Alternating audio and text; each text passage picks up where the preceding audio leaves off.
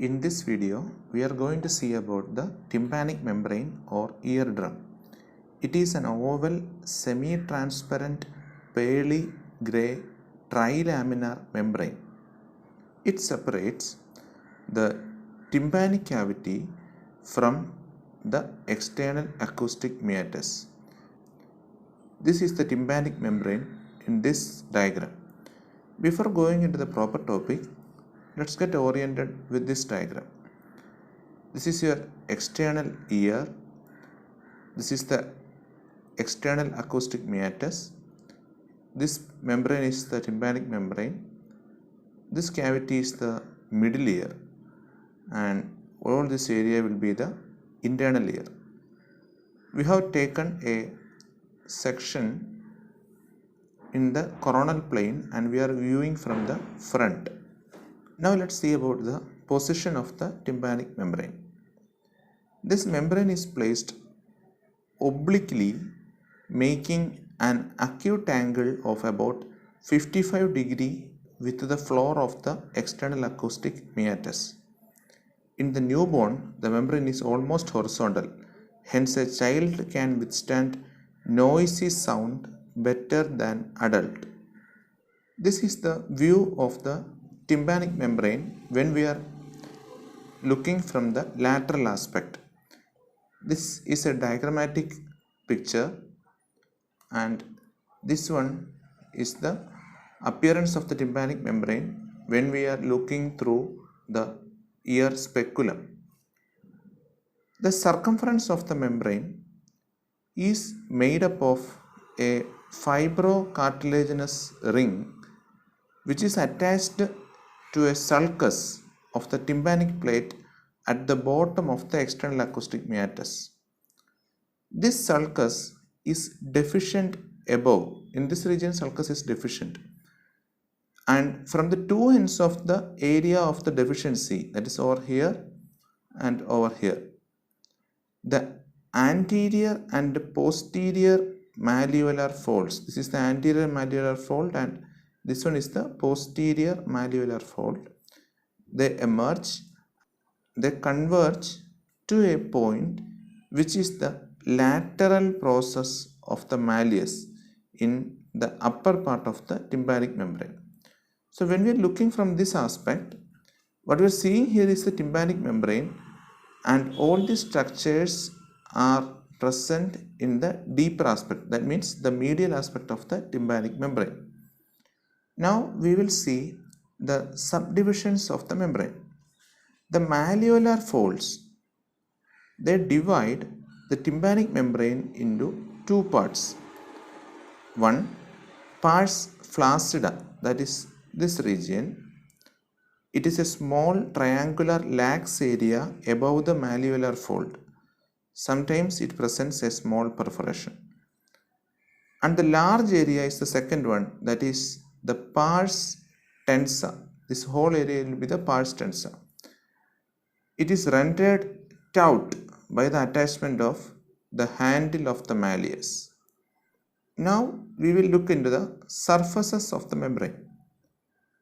This is the lateral surface of the membrane, and on the other side will be your medial surface of the membrane.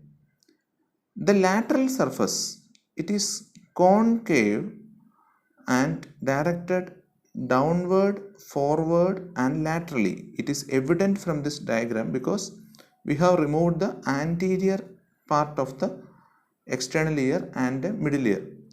Since the membrane is facing us, it is evident that its direction is downward, forward and laterally. It is present as though to catch the sounds reflected from the ground as one's person advances. The medial surface, it is convex and bulges towards the tympanic cavity. The maximum point of convexity is known as the umbo. This surface receives the attachment of the handle of the malleus. Earlier, we have mentioned about the lateral process of the malleus, which is over here, and now we are telling about the handle of the malleus, which is this structure. we have to mention one important point over this region, that is the handle of the malleus. Even though in this diagram it appears like it attaches to the medial aspect of the tympanic membrane, it is located within the layers of the tympanic membrane, that is the middle fibrous layer and medial mucous layer. And this lateral process extends from above downward and somewhat in backward inclination up to the center of the membrane. This is a view of the tympanic membrane where we are looking from the inner aspect. Here this is the handle of the malleus. Now we can very well see that the handle of the malleus is crossed medially by the cauda tympani nerve, which runs between the fibrous and mucous layers of the membrane at the junction of the pars flaccida and the pars tensa. Now regarding the structure of the tympanic membrane. From outside inward, the tympanic membrane consists of three strata.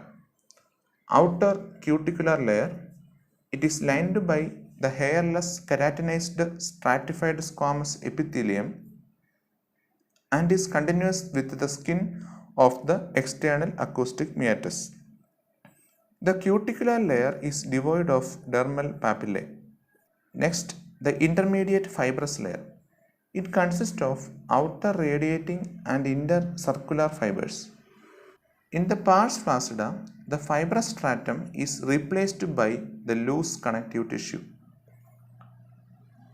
Next, the inner mucous layer. It is lined by simple columnar or squamous epithelium with patches of ciliated cells in the upper part of the membrane. At this point, you have to identify one important recess in relation with the tympanic membrane, that is the Prusak's pouch, that is this region. It is a mucous recess above the lateral process of the malleus and intervening between the neck of the malleus and the pars flaccida of the tympanic membrane. So this will be the Prusak's space. Now regarding the arterial supply, the tympanic membrane is supplied by the following arteries. 1. Deep auricular branch of maxillary artery. 2. Stylomastoid branch of the posterior auricular and anterior tympanic branch of the maxillary arteries. Both arteries supply the mucous layer. Venous drainage of the tympanic membrane. The outer layer drains into the external jugular vein. The inner layer drains into the transverse sinus and pterygoid venous plexus. The nerve supply of the tympanic membrane. The cuticular layer is supplied by the auriculotemporal nerve in the upper and anterior part of the membrane. The auricular branch of vagus nerve in the lower and posterior part of the membrane. And the mucous layer is supplied by the glossopharyngeal nerve through the tympanic plexus. The development of the tympanic membrane. It is developed from three sources, each representing the three germinal layers of the embryonic disc. The cuticular layer develops from the ectoderm of the dorsal end of the first branchial cleft. Intermediate fibrous layer is derived from the mesoderm of the adjoining branchial arches. Inner mucous layer is developed from the endoderm of the tubotympanic recess, which is formed by the fusion of the dorsal ends of first and second pharyngeal pouches. We will see this diagram once more. The external examination of the tympanic membrane by means of ear speculum, it reveals the following features. A cone of light. It is reflected from the antero-inferior quadrant of the membrane. Beneath the membrane, the handle of the malleus is seen as an yellow streak extending from the center upward and forward. A white prominence in the upper part of the streak represents the lateral process of the malleus. The long process of the ingus is often seen as a white streak behind and parallel to the upper part of the handle of the malleus. That was all about the tympanic membrane. Thank you for your patient listening.